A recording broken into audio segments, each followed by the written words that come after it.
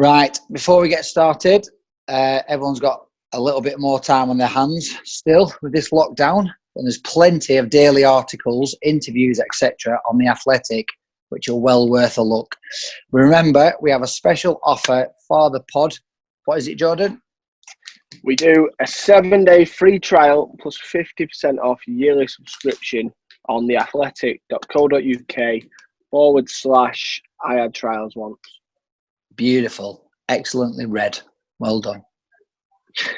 Right. Our pals at Beer 52 are still giving I Had Trials Once listeners the chance to get a free case of beer delivered straight to your door, which is obviously very, very handy in these circumstances. Yep. Usually worth 25 quid, but the only cost is £5.95 for the delivery. The link is beer52.com/trials. How you doing, mate? Good, you? Nice background. Oh, yeah, mate. Listen, I tried to make it. This is meant to be my room, but it's slowly been taken over by freaking dolls and Mickey Mouse and everything off the kids. It's still your room, innit, really? Trying to be, mate, yeah. How are you getting on? All right, mate, yeah, not bad at all. Just cracking on and doing what we got to do. Got all the sessions to get through and stuff, so probably doing more running we do now than we have done in the season, do you know what I mean? I suppose that's the thing, because there's hardly any ball work. You'll just be running, won't you? Yeah, lad, we've all joined, is it Strava? Yeah, we've all joined Strava, and he's made like a Blackpool group sort of thing. So every session we do, you got to like put it through onto that. So you check up on what you're doing and everything, like literally non-stop. Oh God! So is it runs like road running, or are you getting out on the grass doing like? Mate, the grass is just as hard as the road. Hey, honest to God, I've been trying to mix it up a bit, because obviously when you go from obviously playing and that and then going into like running on road, your knees and like your calves are killing. But then going to a pitch is just as hard at the minute. Yeah. So I'm trying to find. I suppose they're rock hard, aren't they, pitches? Yeah. So I'm trying to find an Astro that's open to try and see if that will soften a bit of the. Yeah. Because what are you now? 31, aren't you? 31, yeah. Still feeling fit? You've been doing well for Blackpool still. Do you know what, mate? I feel probably over the last 2 or 3 years, probably feel fitter than I ever have done. Don't know why. Just obviously you're concentrating more on certain things and doing more recovery stuff, and eating the right, at the right times. And you know what it's like when you're younger, you kind of just go, I'll go with the flow and just do what you got to do. But when it starts to creep up on you, you're thinking, I'm going to have to do things different, and you know what I mean, and just try and mix things up and keep me as sharp as possible, because these young kids are getting quicker. Yeah. Do you not think though, like kids and family play a massive part? Because obviously you'll finish game on a Saturday, you'll probably go home, you'll get up on a Sunday, and you'll do all your recovery stuff and probably strength stuff. Whereas obviously when you're 18, 19, you probably didn't concentrate on that as much. I'd agree with you. Totally agree with you. Like you said, it's the care that you probably take as you are later on. Do you know what I mean? 18, 19, you can do what you want. You know what I mean? You can run 5-6K and then or like play a game on a Saturday. The next day you ain't got one bit of stiffness in you. But like now, when you get a bit older, you start to just feel worse after every game, and you've got to recover properly and be ready, because obviously like the games come thick and fast even now. Yeah. Are you a Liverpool fan then? Yeah, massive. Oh, yeah. Yeah, so massive. So yeah. That must be gutting then about this season. Well, it's guttering at the minute. I'm not going to lie to you, but I'm hoping that things can get back to it. You know what I mean? Good luck with them trying to control the fans if there's going to be a parade or something. There's no way that you are stopping Scousers from celebrating. No. Not happening. You'll have boys. You're right, mate. Hey, Jordan. I think there'll probably be a bigger gathering outside Old Trafford than there will Anfield if Liverpool win. do you know what, mate? I generally think there'll be probably, I wouldn't put it past them, like 50, 60,000 outside this stadium when they're playing. Yeah. No lie. That's the only problem, isn't it? Like, obviously, everybody wants to see the deserved champions, whether it's Liverpool, whether it's Man City last year, or whoever, every football fan. No, we don't. You do though, really. Like deep down, like if like Liverpool have been phenomenal this season, so it will be such a shame if they can't actually finish it and they get the league given to them. You know, at least if it can be played, even if it's behind closed doors, at least then they've got to finish off the season, and you know, and they are deserved champions. But like you said, there'll be a few house parties. You will not be able to stop them. You know what they're like. They're a different kettle altogether. Yeah. You know what though? I bet a lot of people say this. You've always got to have a couple of Scousers in your team. Otherwise, you're not a winning team. You know who the Scousers are in the team as well. Yeah. Well, usually they're coming in selling you a trackie or something. Where are you, Jay? Wacky Warehouse? Oh, mate, no. I was just saying before, this is meant to be like when we first did the house, it was kind of like meant to be like a bit of a cinema room. So obviously got them paintings done and whatever, but the kids have slowly just taken over it. Like, and it's got dolls and freaking Mickey Mouse everywhere. Fair enough. Brilliant. Right, Jay. Obviously, like we've had a bit of an intro there, but talk about. Obviously, we'll start off. You had 16 years at Liverpool. Is that right? So from being a dead young kid, to obviously breaking through. Now, I was looking through. There's not actually that many that come through Liverpool. You know, like from that kind of age. Usually, they're brought in at a younger age, 16, 17 or whatever. Yeah. But you came right through, didn't you? Yeah, mate. Yeah, I joined at 7. Yeah, like literally just I was playing Sunday League with my mates, and then my dad's friend called him and just said, listen, Liverpool are looking for kids to go over and have a little trial and see what they're like and try and pick a few to go. And I think at the time it was me and Craig Linfield. We got taken over by our dads. And do you know what? I know Linny. Do you? Yeah. I played with him at Chester for a while. Yeah. He's Linny's a good lad. He's a great guy, and we were lucky enough to obviously go through together. But then we had a 6-week trial, and after 4, both of us got signed, and then we never looked back since. Did you, when you was playing Sunday League, did you know you was a bit better than the other kids? Were you decent? Do you know what, mate? I wouldn't. I thought our striker was our best player, if I'm totally honest with you. The lad that we had called Mark Bainbridge, he was finishing goals for fun. And like you say, at that age, it's normally when kids are scoring goals, everyone talks about the kid who's doing that. And it was just one of them things that he took us over, and we kind of went from there. Straight away, then I started at 7, and at 8 I had to stop playing with my mates. So from 8 years of age, I didn't get to play Sunday League, school, nothing. And I had to just literally cut ties. Not cut ties, because obviously you're still with your mates and whatever, but for the local team and that, it just stopped there and then. I struggled with that, mate. Do you know what, mate? It's a big sacrifice, I think, and it's a lot to ask kids, because even my nephew now, he loves nothing more than playing with his mates.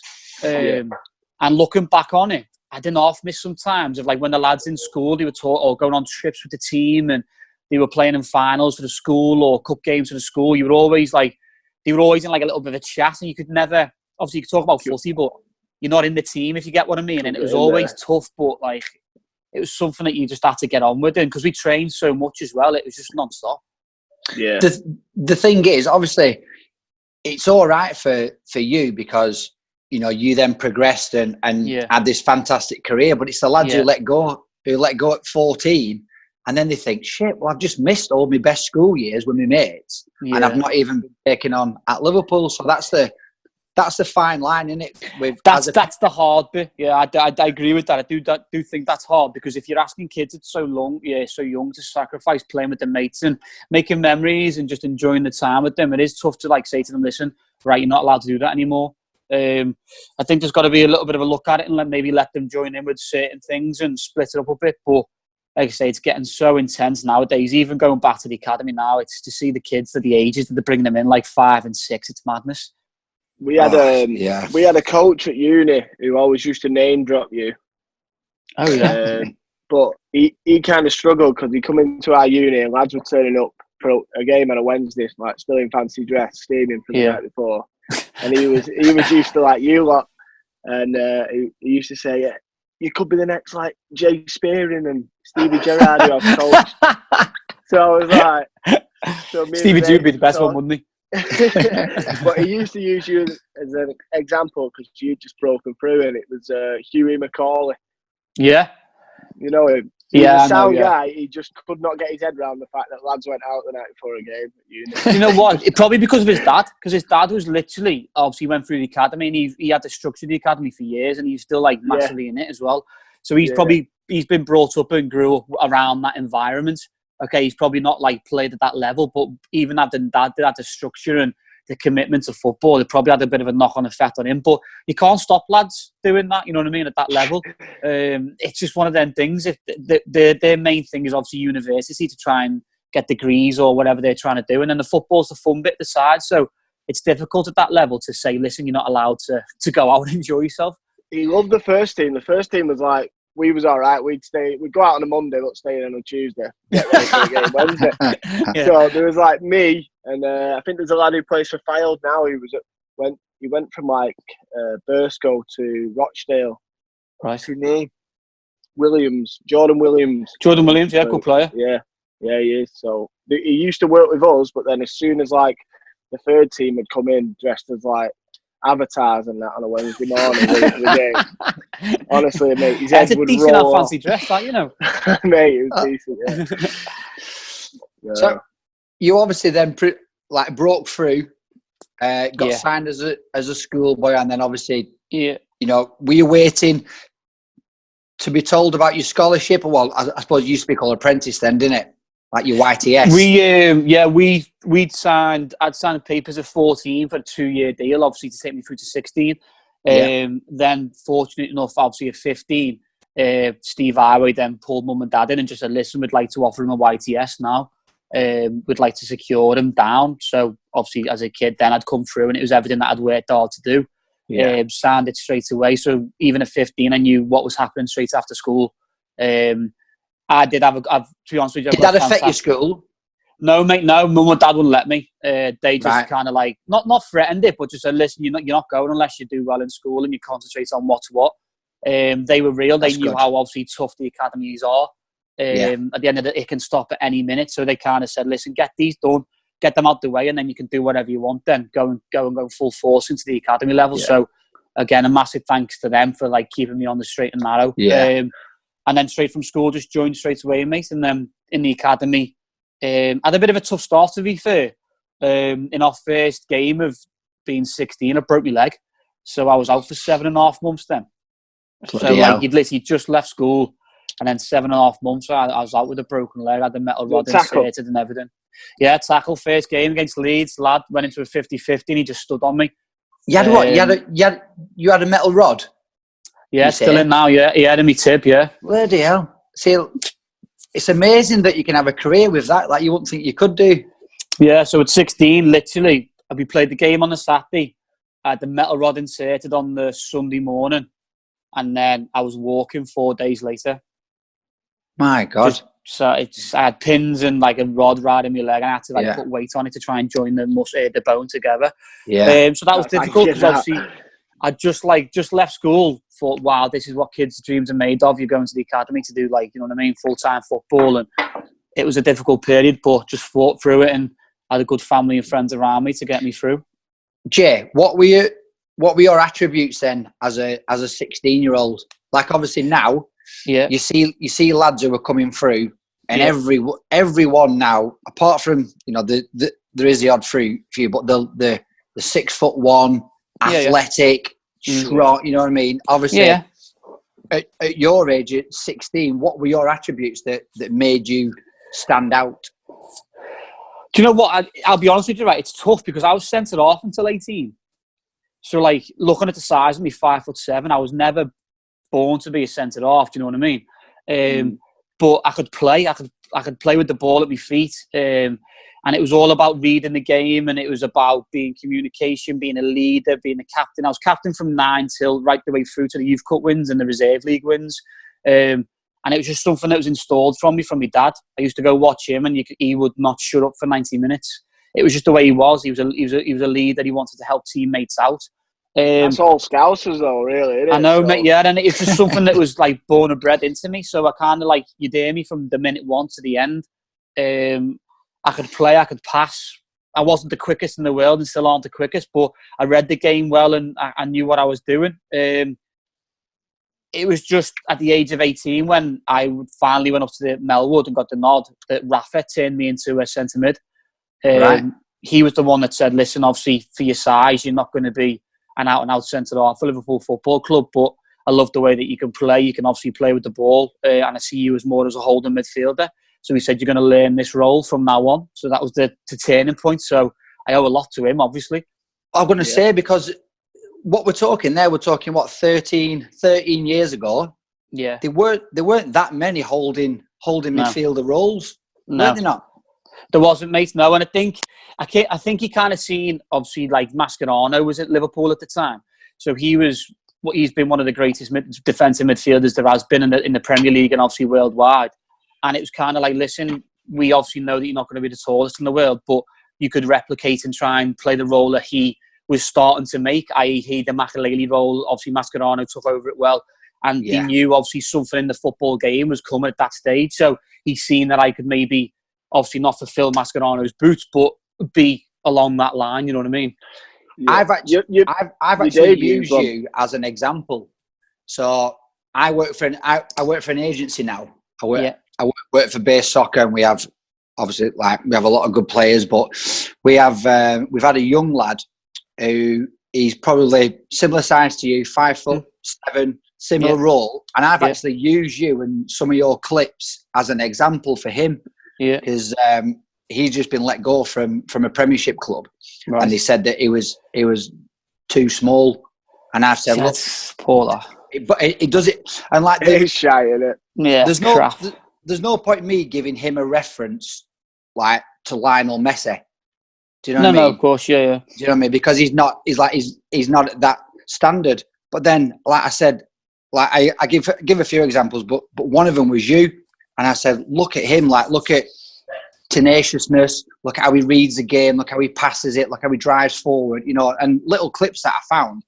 And it was weird. And then obviously a couple of weeks later, you end up on the pod. And it's not until you actually look at your career, how good of a career that you had. So when you hear about lads being let go who are that size, that must annoy you. Well, do you know what, mate? It was quite scary because I knew a lad over here called Paul Rutherford. And he got released at 14 for being small, and I was only 12 at the time. So for me, it was kind of like a big worry, thinking, "Oh God, you're going to let me go in 2 years because of the size that I am." Listen, I've been very fortunate enough where I've been able to go on to the career that I've had. But what I lacked in height, it was in my brain. It was in my play with the ball at the feet, and that was probably what's got me through further than, you know what I mean? And I just feel as if, listen, like, no one can tell someone if they're too small. If they've got the ability with the feet, then it doesn't matter what size you are. Like, I can make a difference. I win a lot. A lot more people shocked at the end of games of how many headers I actually win in a game because it's just reading the position, reading stuff, and you know what I mean. You do it that way. You don't have to be the tallest to win every header. Sean Williams. Sorry. Do you know Sean Williams? Who plays for us? I think so. Yeah. You probably will. I'm sure you do. But we played against him. I looked at him and thought, he's that small. He can't be a player. And I swear to God, for 90 minutes, I didn't get anywhere near him. I tell him that. That's what I'm saying. Honestly, he's just like you. He's unbelievable with his feet. You've got to know me, man. That's what annoys me about it most is that the fact that people get let go because of height. They all, like you said before, it's all about this 6'1" athlete who can run. Yeah, listen, of course you need some of them in the team, but there's nothing wrong with having a small player that can play. But Jack Wilshere as well, probably before his injuries, he was probably one of the best midfielders in the Premier League. He's not the tallest lad out there, is he? Yeah. Makelele ran the Premier League for years. He's not the biggest person. That's the thing.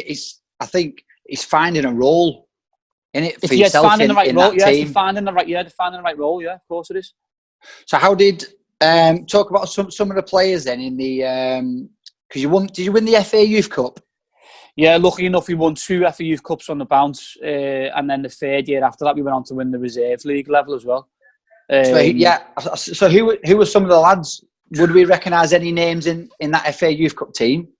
The first year we won it, it was the likes of Adam Hamill, Paul Anderson, Lee Peltier, Jack Hobbs, Mickey Roque, who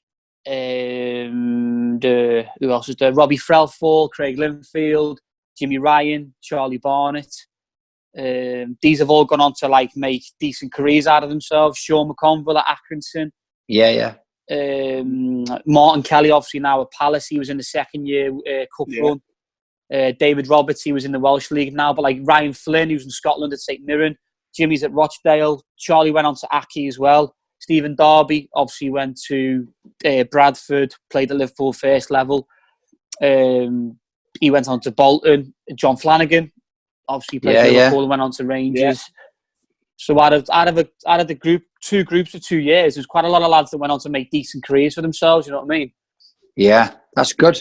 But so when you obviously end of your second year, you get the nod, and obviously you get invited up to Melwood. Was that a 2-year deal? Did you have to? Have time to settle in? It was tough for me because we won the first year FA Youth Cup, and straight after that, all the lads from my age group got the nod and went up to Melwood, and I never. I stayed back because I'd missed 7.5 months with obviously the injury, and that was a blow again. That was another challenge for me. Do you know what I mean? That was another mental thing. Yeah. I'm gonna have to just knuckle down, get your head down, and just prove that I should be there with them. And luckily, again for me, 6 months later, I was down there with them. And it kind of went the other way. I kind of like within 6 months I was there, and then within 2 or 3 months I was training with the first team every day, and then they were still with the reserves. Listen, that's nothing against them. It was just the way the pattern went. And again, it was from Rafa. I owe Rafa an incredible lot for what he did for my career. He kicked me on straight away. And from an early time, I was training with the first team on a regular basis. What was he like around the training ground? Who, Rafa? Yeah. To be fair, you'll have a lot of mixed opinions of it, because with me personally, he was outstanding from what he did for me, from changing my role to then going into the first team and working with Guy Ablett as well. They were incredible for me. They really got me into the role and learned the role quickly. But you'll have a lot of people saying he's very cold. His man management was mixed match. He could be great with some players and then tough with others, if you know what I mean. Stevie's come out and said that he was very cold towards him. And whatever that reason was, it was. But as a young lad coming through, he was very, very good with me. What was that then like? Obviously, how old was you? 18, 19? 18 and a half, 19, yeah. Yeah. Coming up to Melwood, and then you start training with the first team. So just for obviously everyone listening, who are you training with on that pitch? Because there'll be some amazing names. Mate, it was a dream for me, you know what I mean? I was a local lad, Liverpool fan. But I went up there and I was training within the space of 6 months, I was training with the lads at 18 level, to then go with Stevie G, Xavi Alonso, Mascherano, and Lucas. What about the midfielders you challenging? What, mate? They were like the midfield, they were the best midfield in England. That's what I was competing with, you know what I mean? But then for me as a kid, it was the best thing to ever be involved in, because you had everything from different attributes from different players. You had the all-round Stevie G, who obviously was world-class. It was a world-class career. Xavi Alonso, probably one of the best two-footed passes you'll ever see. And then Mascherano bringing in his defensive side, and obviously they all had different roles. And then Lucas was the young Brazilian coming through. Lucas was only a year or two ahead of me, but he was probably one of the nicest lads that you'll ever meet, and wanted to, you know what I mean. The career he had at Liverpool was only summed up by the work ethic that he had. Yeah. Did you obviously train with them lads, and then at the end of training, did you then think to yourself, right, this is what I'm missing. I'm missing this off Mascherano. I'm missing this off Gerrard. I'm missing this off Alonso. And did you try and obviously work on them kind of stuff? I kind of had to see where I could go and see what I was, find out really what midfielder type I was. Gary Ablett for a year played. So I was training with the first team, but then game-wise, I was with the reserves at first. And I played as a number 10 for a year, because they wanted me to understand the full role of a midfield player. And it was a fantastic year. I loved it. Thought it was class playing that high forward. But then it was one of them things where I had to try and figure out where I'd be best suited. and training with them players, it was like pick the best of what I could be. So for me, straight away, I kind of felt that I could use a bit of the passing of Alonso, obviously, but then my role would more be the Mascherano, so learning from him and what I could do. And then I think it showed going into like the next 2 or 3 years. I kind of played more of the defensive side, with Stevie being the one that was the bombing on and doing the going forward and being the one, the playmaker and that. I was the one that would win the ball back, get it, and just like let them do the business. So talk about your debut. Obviously, when you finally got that call, was it? I remember it was on TV. Was it the Sunderland game? No, my actual official debut was PSV away. Oh, right, yeah. So that's obviously, you say your first ever game was PSV away in the Champions League. We won 3-1, and it was me, Martin Kelly, and Dobbs got on the last like 20 minutes or so. Yeah. Again, so another big moment for the three of us coming through the academy together to then get on the pitch together. Yeah. And then my first full home debut was Real Madrid at home, where we won 4-0. Got 25 minutes of that, so that was another unbelievable. I've got that down here. So who was in the Real Madrid midfield? There was Van der Vaart, Schneider, I think it was Diarra, and who else was there? I think Gucci was in there. Right. And then they had Raul up top. Wow. Unreal. But no, listen, that moment for me was the pinnacle of everything, because I'd been there since 7. I was then 19, like with the first team, and Rafa said, "Right, go on, you're going on." And I was thinking, "Nah, this is banter. Like 3-0 at home, 3-0 at home to Real Madrid. Like this can't be happening." And he's like, "What? You're going on? Go and enjoy yourself. And he literally said, "Go and enjoy yourself and just play like you normally would." And that made everything just like settle down. Do you know what I mean? And it turned from nerves to excitement, and just thought, "Go on. Go and have some fun and just go kick a few people and see what happens." Who was your Prem debut? Prem debut was Sunderland away, the famous beach ball. That's the one that I was going to ask you about, yeah. Sure, I remember. Yeah, I remember you coming on thinking, he looks small, but he looks hard. Yeah. Right. I had the shaved head like I've got now, but I didn't have a beard. Yeah. So I looked like a proper, like, horrible little scouser then. You just proper staring into the camera as you're coming on. Oh, who's this little gremlin? Who's this little one here coming to kick people? You thought he's going to smash some people. That was because that's your debut, and it'll probably go down as one of the most famous Premiership games, or moments in the Prem. So I suppose in a good way, you'll always be remembered, and that's the game. But in a bad way, it kind of takes the icing off your debut. Because that's all that anyone will talk about. No one will take that off me, mate. No chance. I'm not having that. Listen, it was one of the most bizarre things I think I've ever seen in my life, and I thought, nah, this is fucking banter. This isn't happening. You must have thought the goal wouldn't count. Well, I always remember, literally, I don't think he had a sentence without at least 3 swear words in it. I always remember going absolutely berserk at the ref. And like he was going, "Fuck off, there's fucking no chance." He was giving it and the referee was like, "Listen, I don't know what to do. It's not my rule. Like, it's not in the rule book, is it?" Yeah, he was like, "I'm gonna have to go speak to the 4th and see what he says." And he's like, "Don't shoot." He said, "It's not my fault. Don't shoot the messenger." And Carragher was going ballistic at him. But, I can't imagine Carragher doing that. It seems quite like mate, every day that was every day. Was it? Oh, he looked. You know what? He seems like the kind of guy who is like that every day, like on a knife edge. Even on a normal, even talking normal to him, like there's no sentence with that. He's so different now on Sky. He must have to work so hard at that, though. Oh, I think people were saying that he had to go and do obviously like talking Welsh lessons, because no one could understand what he was saying. Elocution, is it? Honestly, mate, literally every word was fucking this, fucking that, and you're thinking, all right, yeah. Was he the club captain then at the time? No, Stevie was. Oh, yeah, Stevie Jr. Yeah, Stevie was. Yeah, so again, another coming through. Sorry, coming through again. It was just incredible to have the likes of them two, one next to you and one behind you, literally just talking to you non-stop, helping you out, wanting you to do well. Again, they'd done exactly what I'd done. They'd gone through the academy, and I was another kid, me, Flano and Kells. Again, we went on to obviously make a lot of appearances, the 3 of us, and we were lads coming through, so they wanted us to do well. They wanted us to like carry on and make a career for ourselves. So they were incredible for us on and off the field.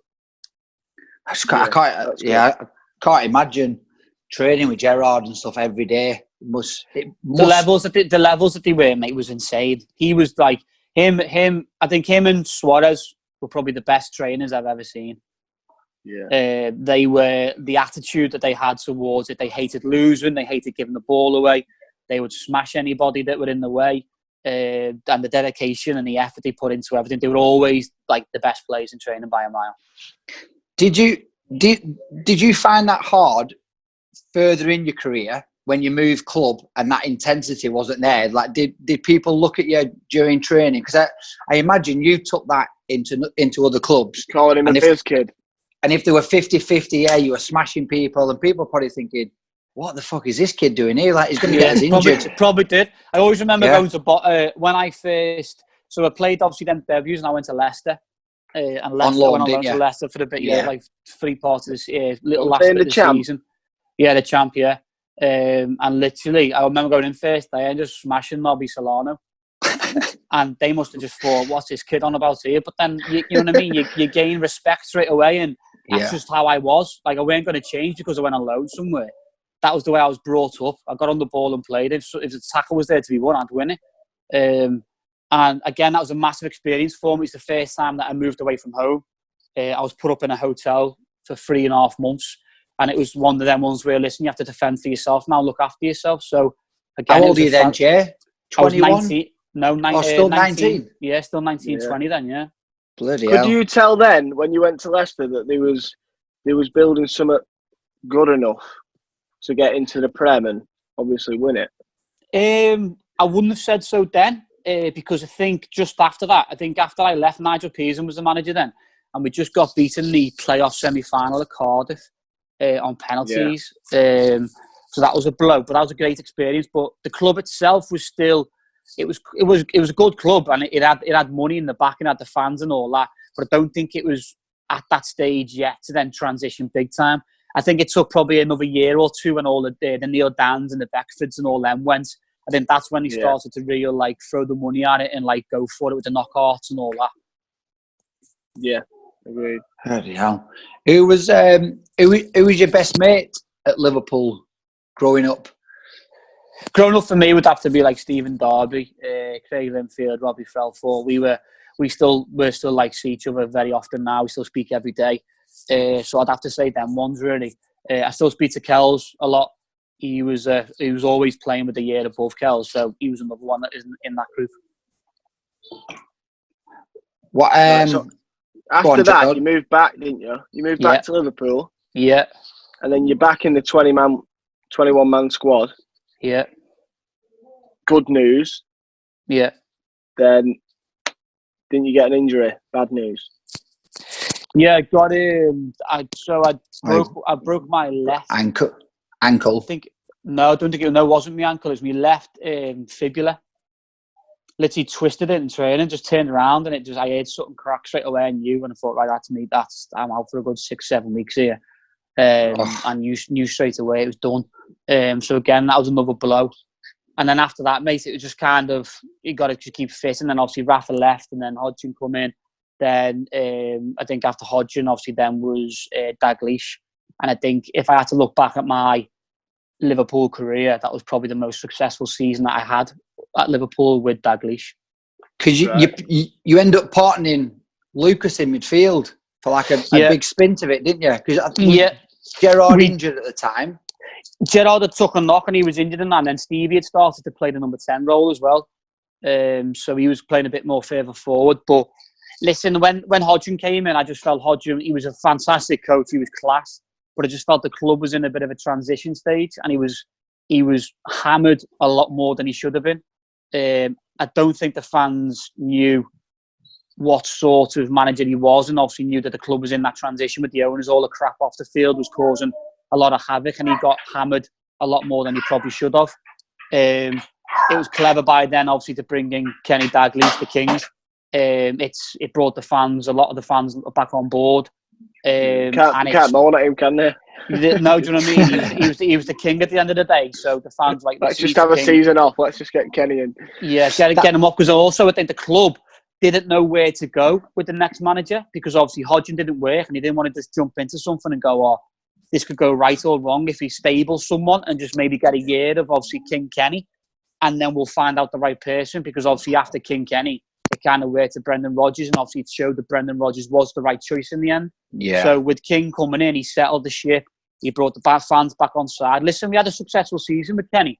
We finished 7th. We got back into Europe, and then we got to two finals as well. So it was a very successful season. Then it kicked on for then the new owners to come in, and then obviously for Brendan to come in. Yeah. Did he end up? Did he used to join in training still? King Kenny? Dalglish? Yeah. No. Did he not? About 60, Dick. He was. Yeah, but he was more. He was good. He was very quiet, but his main man was Steve Clark. He was his main first team coach. He did 95% of the work, and then the King would just like come in at some point and say something. Everyone would go quiet. He'd say it, and then he'd carry on. It's class how you refer to him as a king as well. Well, he's the king. You know, he's the king. You know what I mean? And he was class. Listen, I owe that season to him. From day one, he put me in and said, "Listen, you're going to be a big part of my plans." He said, "I want you to succeed and do well." So I was like, "Fantastic!" So I had a fantastic season. Yeah, how good is that someone like that puts the belief in you? Oh, it was incredible. Unbelievable. I remember going home and telling my dad. I was just like, "Dad, listen, the fucking King's just tell me, pull me in his office and going, right, you're in the plans here. You're going to be playing quite a lot this season. Get ready for it." Because at the end of the day, listen, I had the King as manager and I had my idol, Stevie G, next to me. So like, I couldn't have got any better if I tried to. Do you know what I mean? Yeah, so it just made it even more special. Jay, you know, at that level, what did you obviously, you've got to let your hair down. It's, still. Did you guys have like Christmas parties and like pre-season dues? Some ones are better. The pre-season ones where you had to sing and things like that. What was your? They were all in place. Yeah, you had to. The foreign lads had to sing. all the foreign lads used to get up and sing a foreign song, and everyone was like, "Oh, that's a load of shite, that shit." Get off. But everyone done the same stuff. You know what I mean? Even now to these days, like few kids are still singing when they come and join us. Yeah. Or new What's your go-to song? What's your go-to? I've not done it for a long time, but I'm like just a classic "Build Me Up Buttercup." Oh, beautiful! It's just a nice rhythm and gets everyone involved, and then all the young lads are looking, thinking, "What's he singing here?" But then all the you old need. boys You thinking, need a song for everyone to join in. And then because then your nerves stop straight away. Then, Jordan, what's your song? What did I do? I've done The Gambler. The Gambler. One Direction. One Direction. Last time I'm asking you a question. What was yours? American Pie, me. It's a good one, classic. You can get people everyone joins in, yeah. It's an easy one, isn't it? It's an easy one. Right, so you've had a brilliant season with King Kenny, and then year after, correct me if I'm wrong, I don't. So like 2011, 2012, you've just had your best run in the team, and then they sign Charlie Adam, Jordan Henderson, Stuart Downing. Yeah. How did was you all right up for the fight, or were you deflated? Listen, I knew that we were at Liverpool Football Club at the end of the day. Anybody that like had a sniff of Liverpool, they were going to come, and they were one of the biggest clubs in the world. They were still building. They were going to build again, and I knew it was coming. I just had to try and prove that I was able to compete and stick with that level. Do you know what I mean? I believed in myself and wanted to prove that I could play, and I did that over. Like, listen, Charlie's a great lad, and I still speak to Charlie now. But at the time when he came in, I had to back myself against him. I had to back myself against Jordan. And luckily the gaffer backed me, and I still played a lot of games ahead of the pair. And Jordan even went to, I think if I remember right, Jordan played a lot on the right wing when I was playing. So it showed that the gaffer, the King was still wanting to play me and wanting to be involved. Has Jordan worked on his game? Or was he good when he first came in? Jordan was good when he first came in. I've always stuck up for Jordan because I felt like the fans gave him far too much slack for what. Listen, at the end of the day, Liverpool tried to rebuild and they spent £20 million on him because he was English at the end of the day. And when he came with that price tag, it was just delivered that, right, you've got to do this straight away. And he never, but look what he's turned out to be when he's been given the chance to build and become one of the, like, unbelievable player for Liverpool Football Club. And he's lifted the Champions League, the Super Cup, and he's going to lift the Premier League for the club, you know what I mean? And if there's a lad there from when I left that deserves that, it's him. The amount of shit that he got, which was so uncalled for, just because he never ran, right, he never ran the show, or he did something flared or scored goals like Stevie G did. Listen, everybody through their time at Liverpool's been compared to Stevie G. You know what I mean? Yeah. And you will never get another Stevie G. End of. And Jordan had to make his own career and do his own way, and he's slowly done it bit by bit and been an influential player for Liverpool over the last 4 or 5 years. I think they're realising now, aren't they, without him? That's what I'm saying. You can tell now straight away. You know when he's not playing, and everyone's like, "Oh, get Jordan on. He needs to bring the tempo up. He needs to get ratting and do this and that and the other." And it's just, you can call it an unsung hero. You know what I mean? The one that does the dirty work and does the hard bit. He's not the Salah, he's not the Mane, and he's not the Bobby Firmino or the Virgil at the back or Trent. You know what I mean? He's not the ones that like get the goals, get the assists and all that, but he's the one that makes the engine tick, and all them can't do their job without him. Yeah. 100%. That. Do you know what? Obviously, a lot of young lads will be listening to this. That's a brilliant attitude to have, because I know loads and loads of footballers would see them names coming in and instantly think, right, the gaffer don't fancy me. That's why he's bringing these lads in, and just be defeatist. But brilliant to hear that you was like, no. Do you know what, mate? I've always said to myself, give it everything you've got every day in training. I live my life off working 110% every day in training. Whether it's good enough or not, I'll still do it. You know what I mean? I'll still try my hardest, and I guarantee that when I walk off from training, I know that I've given everything I've ever got to that session, and then I know that it'll improve to another weekend of the game. So I've always believed if you do it right in a training pitch, it'll work out for you. And do you say that to yourself in the morning? Like, did you used to have to say, you know, like, G yourself up, or did it just naturally come? Because sometimes, monotonous training. No, but some guys do, though, because I know, like, the monotonous of training every single day, it's hard to give 100% all the time. But I just think some lads just have it in them. I just think I've been brought up with it. I got brought up from the age of 7 with the Liverpool way, and that was always train hard, work hard, and you'll get better and you'll improve and you'll give it your all. And then I just didn't want to leave anything out there, because I don't want no regrets at the end of the day. Anything looking back on my career now, I've got no regrets with any decisions I've made, anything I've done. You know what I mean? And when I finish, touch wood, in the next, hopefully 5 years, 4 or 5 years, whatever, I can look back and go, do you know what? Every single second of that, I give everything I ever had. Yeah, class. I wasn't like that, though. When I was playing, if the managers brought someone in and played him in front of me, I wouldn't do anything. Am I still there? Yeah. Use that movie. I was listening. I was like, if the gaffers brought someone in, I'd be on the bench and I'd just be like watching for 5 games, and I think, right, well, they'll know soon that they're not as good, and they always did. But I never worked harder, which I should have done. I always just I just knew I was better than them, and I just chilled and just be like, that's what it. Yeah, well, listen, obviously the attitude of knowing that you're obviously better was the right one, but then there's no point knowing that and then not doing nothing about it. Do you know what I mean? Yeah. And obviously, listen, everyone's mindset's different. You know what I mean? Everyone's going to have their own way of thinking things, and that was your way at the time. I just kind of, with every knock, I think probably the ages of 16 and 17, with having the broken leg, and then the 17, the lads going to Melwood before me, that probably give me a thing of, right, here I go, I've got to work harder now, and I've got to prove that I can get where I need to get to. And that probably put me in good stead. And then I always, like you said, if someone came in, I knew I was at a club where they could buy anybody they wanted. So I had to adapt to that and know that it was coming. But then I had to say to myself, right, who gives a shit if someone's coming in? I'm going to work even harder to prove that I should be playing ahead of him, whatever he's cost you. And again, nothing against Charlie, do you know what I mean? Charlie was class, he's a great guy and all that. But I had to prove that I was better than him. And obviously we played different bits of different roles at different games, but like, you know what I mean? I had to work and prove that he just cost £6 million, but I had to prove that I should be ahead of him. Yeah. Was it frustrating when he used to shoot from the halfway line, like once every game? Listen, that was just him, you know what I mean? It was just one of them things you had to go, all right, so yeah, cheers. get out. You'd probably say to him, listen, do us a favour, get that halfway line shot out in the first minute so I don't have to shout to you any other time. That's good. Right, so Rodgers come in and you got loaned out, did you? Yeah. To the Mighty Wanderers? Yeah. How was that? Yeah. Do you know what, mate? Again, it was one of them moments where I'd had a fantastic career, a fantastic time at the club.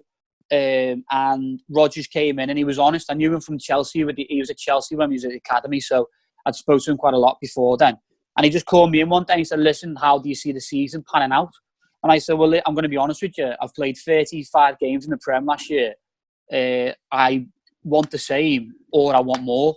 You know what I mean? I want to be a big part of the club going forward. I feel as if I've proved that I should be. And he said, that's great. He said, I love the attitude. He said, obviously, you're going to get a fair chance. He said, but also I'm going to bring players in, which he did, Joe Allen. And he said, Joe Allen's one of like ones that I've really worked with and know what he's about. So the game time for you might not be there as much as you'd like.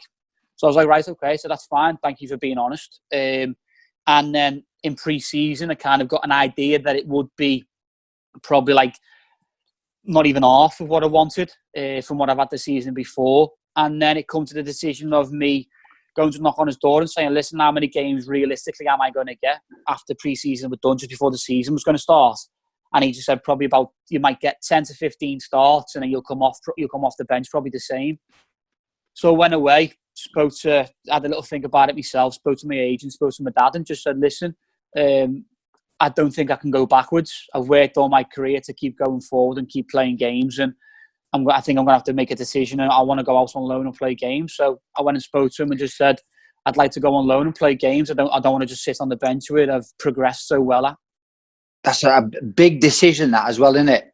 That's a big career move. It had to be because I'd worked so hard over the last 3 years to get more game time. So I'd gone from like playing the odd Carling Cup game, FA Cup game, Europa League, to then playing the odd Champions League, FA Cup, Carling Cup. Then I'd gone from Europa League, Carling Cup, FA Cup with the odd Prem.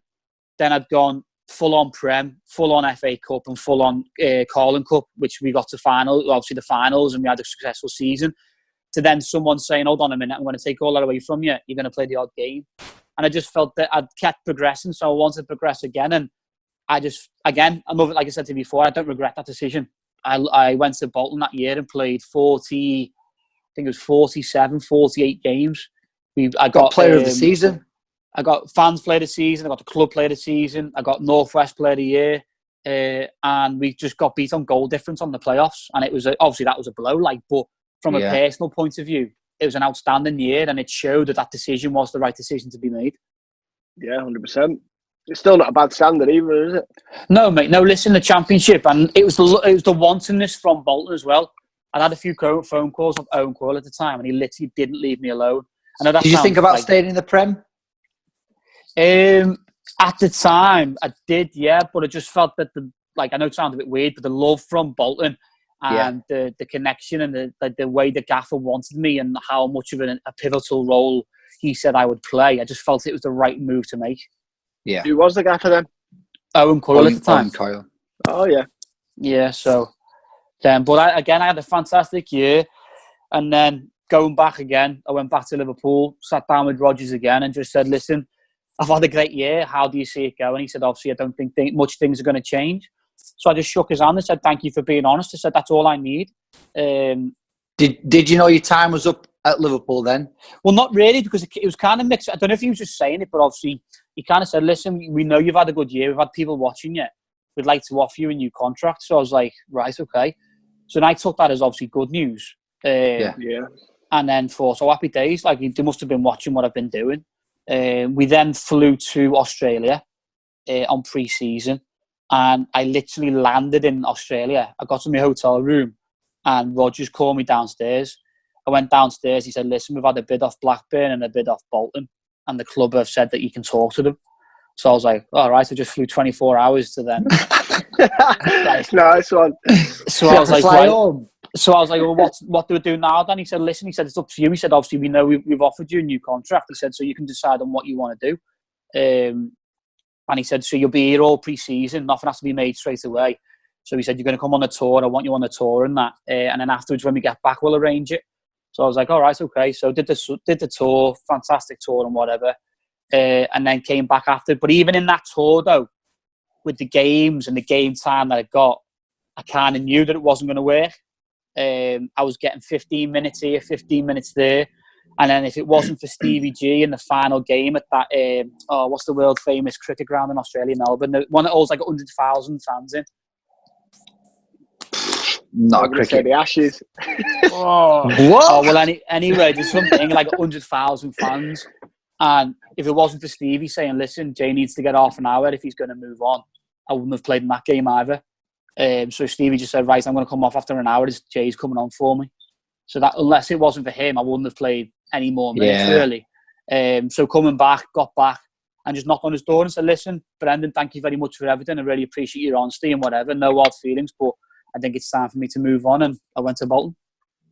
Because was you going to go to Blackburn, but it just no, fell mate, through? No, both. Or was going to go to Bolton? Yeah, both came in, and both were fantastic offers, fantastic clubs, you know what I mean? Right. I ended up going back to Blackburn later on in, obviously, Bolton career. Yeah. But at the time, again, having such a successful season last year at Bolton, I just felt it was just the right move to make again. Yeah. And I suppose as a player as well, I know it's not about this, you know, but if your time's up at a club, if a club then comes in for you and they're spending that kind of money, they obviously the financial benefits are much better as well than obviously where you've been growing up at your home club. A manager spending that kind of money, you know, you can obviously, you're going to be on a lot more attractive deal as well. Yeah, listen, I was very fortunate from the age of 16, 17 to be very lucky the contracts that I got. I think between 16 and 22, I think I signed about 4 or 5 deals at Liverpool. They kept getting renewed and all that, and things kept changing. So I was very lucky that way. But like you said, then obviously with the money coming in from Bolton to buy me and whatever, then again, it was another fortunate thing. But listen, money comes with it, and if you're successful, then it comes luckily with it. But for me, it was about football, and at the end of the day, the big decision I made was for the football. I left the Liverpool Football Club because I'd done everything I ever dreamed of doing. I played at Champions League level, Europa League, FA Cup final, Carling Cup final, Premier League, and I'd played over 50-odd games for the club that I still support now. Do you know what I mean? So everything was ticked off for me, and it was just about making a career for myself. And even at that stage, then I had a family, I had a young daughter. So then it was all about concentrating on, right, get a career for yourself and look after the family. So that was a big decision on what I made going to Bolton.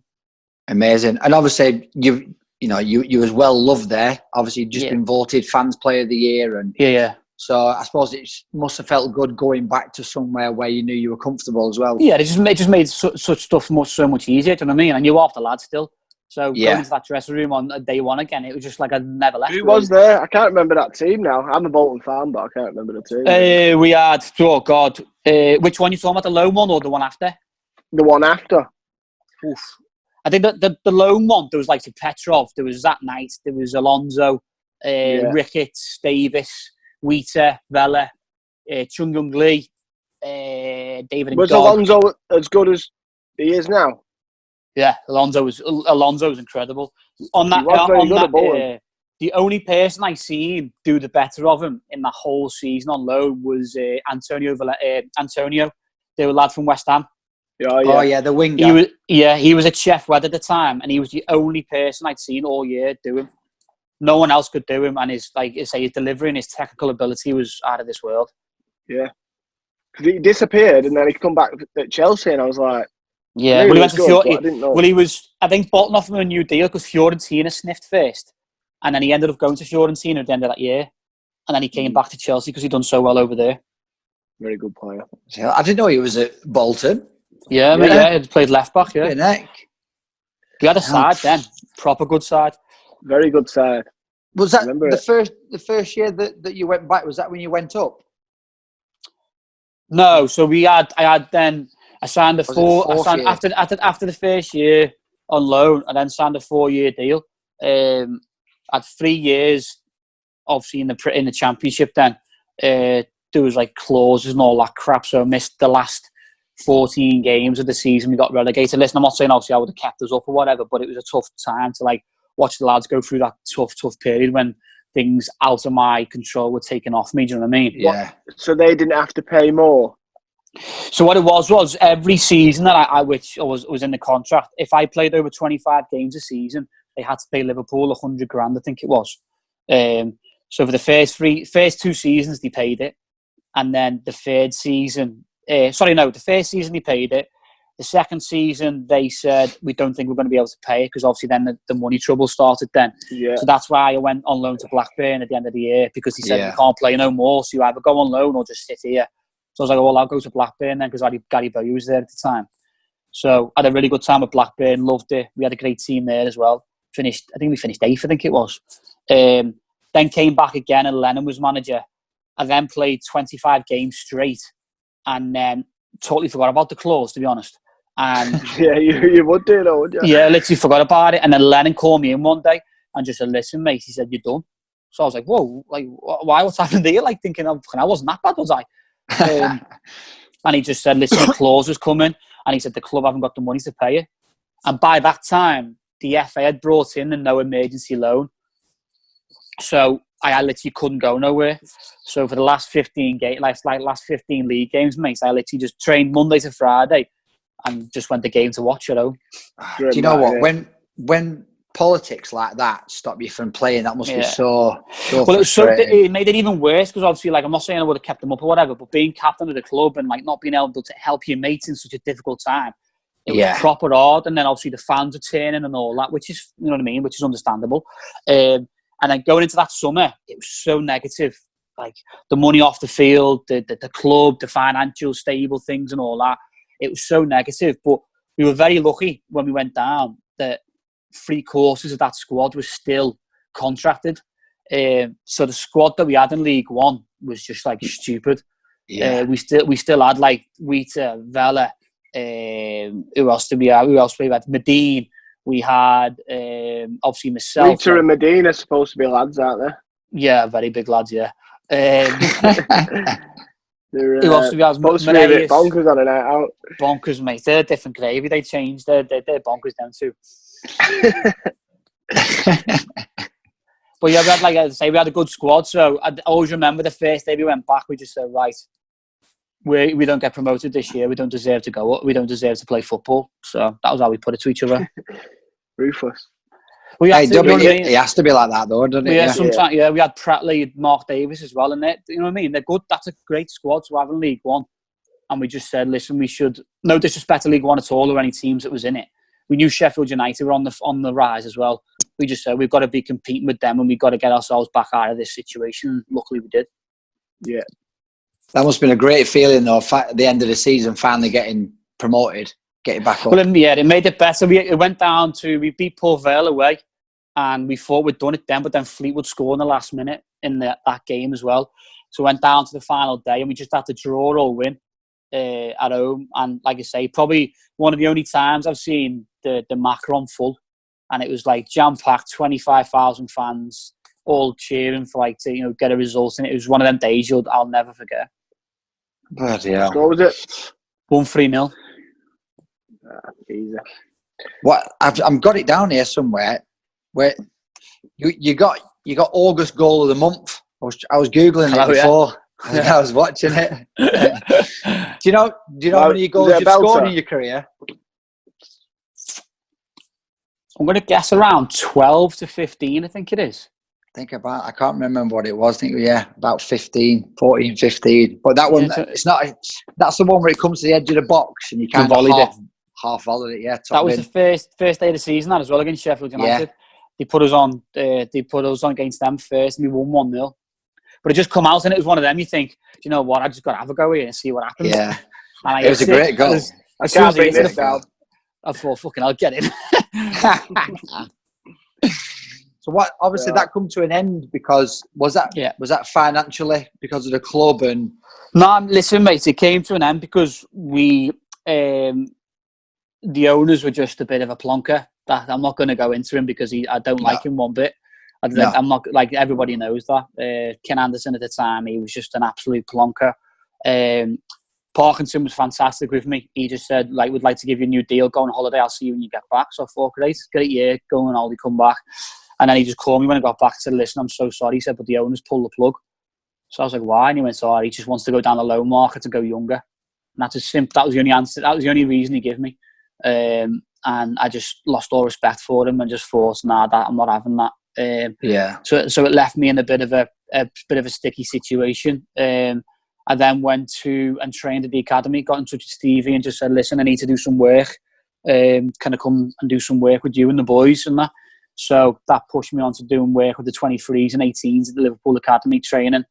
Got to sharpness, got fit, and then ended up going to Blackpool when Gary Bowyer rang me. Brilliant. How are you finding? Oh, it's Blackpool's class. Massive club. Yeah, mate. Listen, when I first went, it was a real eye opener. We still had Houston's in charge, and we were playing in front of like maybe 2,000 fans. And like you say, how big the club is, and where it just been a couple of years before, and the town, the stadium, everything, the history of the club. It was real eye opener of like how bizarre and how bad Houston's had let it go. It was, but at the end of the day, for me, it was just playing football and getting back playing and just enjoying it again. We had a fantastic set of lads, and Gary Bowyer was an outstanding manager. And we finished ninth that year. So with everything that was going on off the field, it was still a successful season. And then even after that, mate, when we obviously, luckily now, we've finally got new owners. A new owner, obviously Simon Sadler's come in, and he's just changed the club for the better. He's been class from day one. He's starting to look after the players on and off the field massively. And it's going in a real good direction. He wants that we've got all our fans back. We're now playing in front of maybe 10,000 a week from 2,000, do you know what I mean?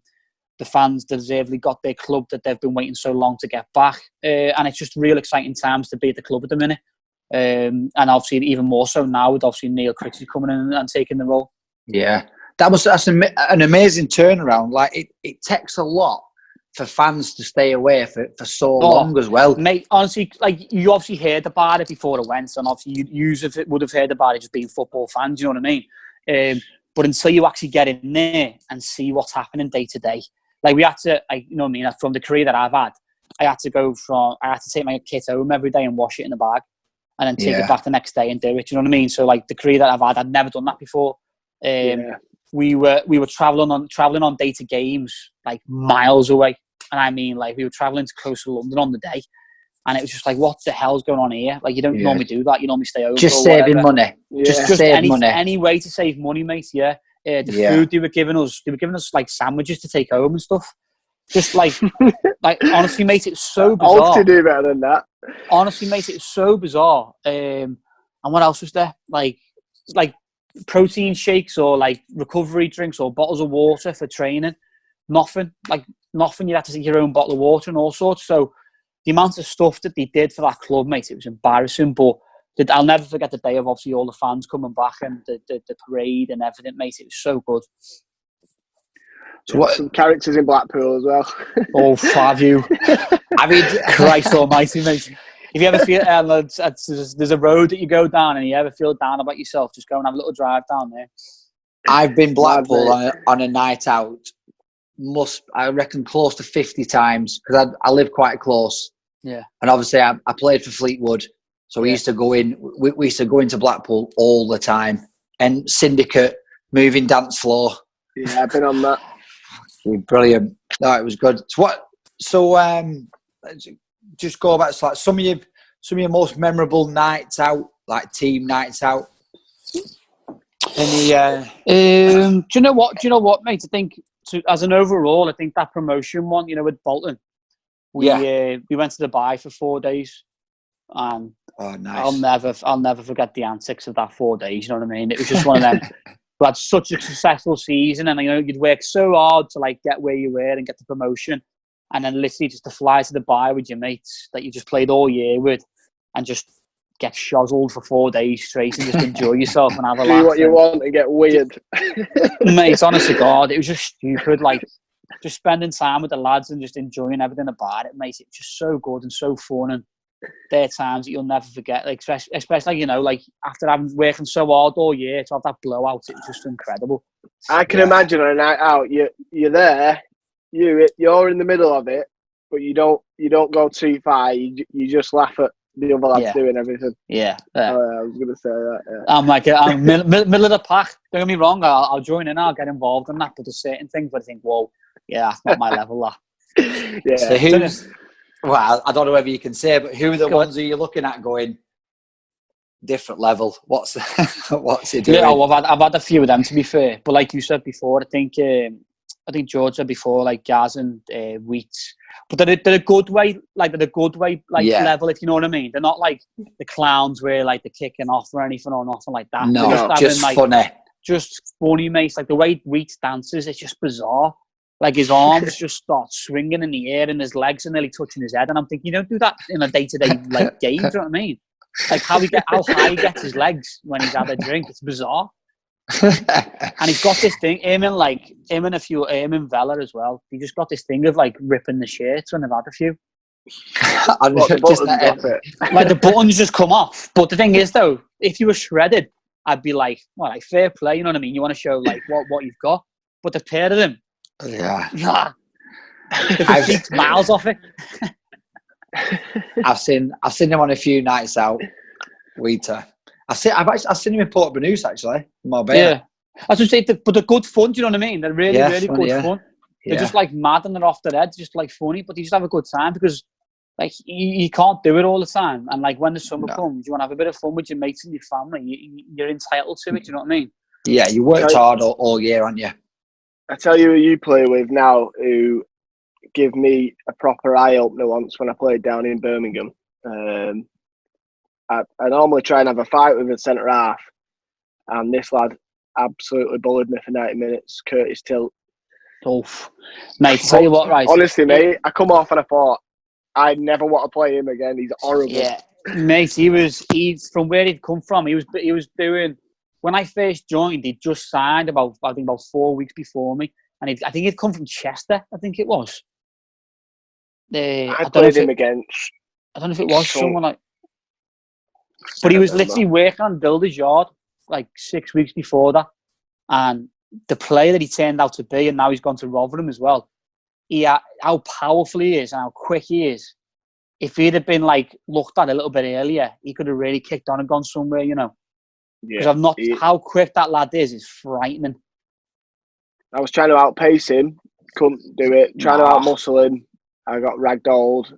Tried him for 50-50, I limped off. I thought, he's horrible.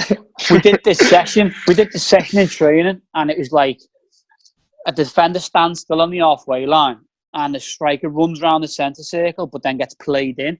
So obviously they've got the head start, and obviously the defender is about chasing back and just try.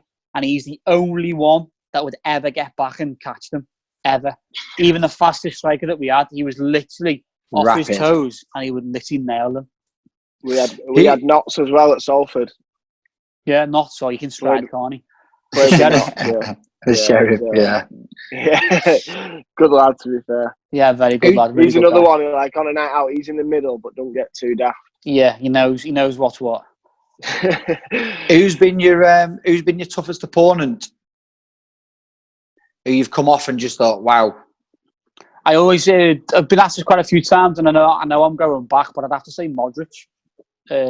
We played Tottenham at home. We drew 1-1, and honest to God, mate, literally could not get near him. He was so clever in his touch and his movement and everything about him. You just couldn't get near. And if you thought you were close to him, he'd then just knock it to a way where you weren't. And the amount of stabs that I had, like trying to get him, and he just glided across the floor as well. It was just insane how quick he could move. Because he really come into obviously like everyone's eyes during that season at Tottenham, and it was only then really where everyone went like really class. Yeah, he was. He was honestly his movement and his mind and his like mind of the game and everything about him. He was so good. Who's your best one? Who obviously at Liverpool, you obviously training Suarez, Gerrard, all them lads. Who's the one who really stood out for you as a Liverpool fan? For me, it's easy. Like, you know what I mean? Stevie G at the end of the day. He was my idol as a kid growing up. Yeah, he was what I wanted to be. He was who obviously the career I wanted to replicate. And to then train with him and see him on a day-to-day basis, and then obviously still speak to him now and how much of a good guy he is and what he's done for the world of football and even turning into a manager. I just feel it like all-round person and everything about him. He's just like an absolute class person to know. That's class, isn't it? That's class. So Yeah. Very good. What does it? Very good career, to be fair. What does the future hold for you, Jay? I've qualified UEFA B. Yeah. I've done that, mate. I was meant to be on UEFA A this summer, but obviously that's turned around because of obviously COVID. And I think at the minute, mate, I'm going to look towards the coaching side. I go back to the academy on a Thursday night and coach the under-14s. At Liverpool? At Liverpool, with yeah. Yatesy. So really, really enjoying that. I thought, listen, I'd have a dab at it about 2-3 years ago and just see if it was for me. And just going back to the academy and being someone that's like been there, done it, and could maybe help a few kids make their way through. There was no better buzz than coming out. I came out of them sessions buzzing, and I just thought, you know what, I think that's the road that I want to go down. So I'm going to get my licenses done as soon as possible. So then hopefully when career in a good couple of years, fingers crossed, finishes, I can kind of fall from one and hopefully go into another. Do you think you'll move into management, or are you happy just a coaching role? To be honest, at the minute, if you ask me right now, I'd want to be a coach. The management side at this moment in time probably isn't something that I'd jump at. I love being on the grass and doing the work on the field, like the coaching and the sessions and stuff like that. So for me at the minute, it'd be coach side. Who knows? You know what I mean? I might go to that point where I want to have a bit more say. I don't know. Like I can't tell you right now, but I'd love to be like a first team coach somewhere, or you know what I mean, on a day-to-day basis. Brilliant. Well, for me, I knew you as a good player, but I never like the attitude that you've got is obviously what's got you to where you are. And if I wish I had half of your attitude, because I might have been in a different place myself. But listen, mate, I'll be honestly, mate, I'll be class with you in front with you. I've had a fantastic career. I'm very, very lucky to what I've got. Like I'll admit, I am not the greatest player in the world, but I always give everything that I've ever got, and I use what I've got to the best of my ability. And I don't take my career for granted. I know every day I've got to keep working and keep going. And I'm a very, very lucky man, and I don't forget them blessings that I've been very fortunate to have. But I'll just keep going and keep working hard. And do you know what I mean? If you only live once, and for me, you've got to take it grab it with both hands and live it to the full.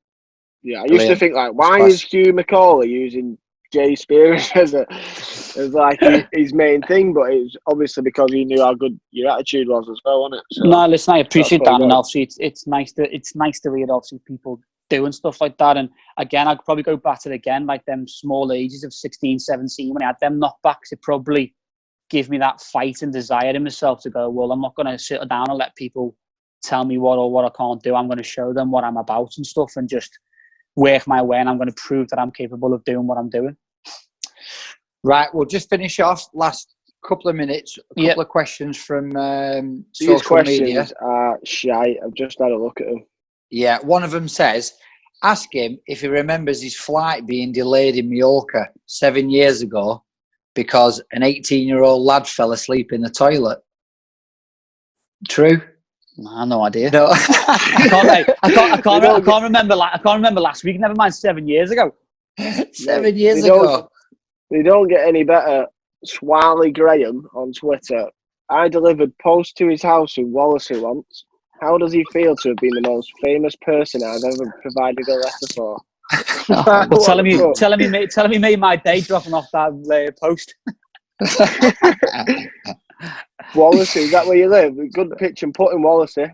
I'm on the Wirral, lad, yeah. So I'm born and bred, not left ever since. Still here now. Do you play golf? Here. Yeah, mate, yeah. Is that where you going at 1:20?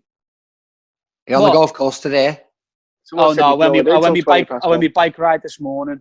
Went down to New Brighton for a Starbucks, and then Mrs. got the conference call in, and I'll be out later.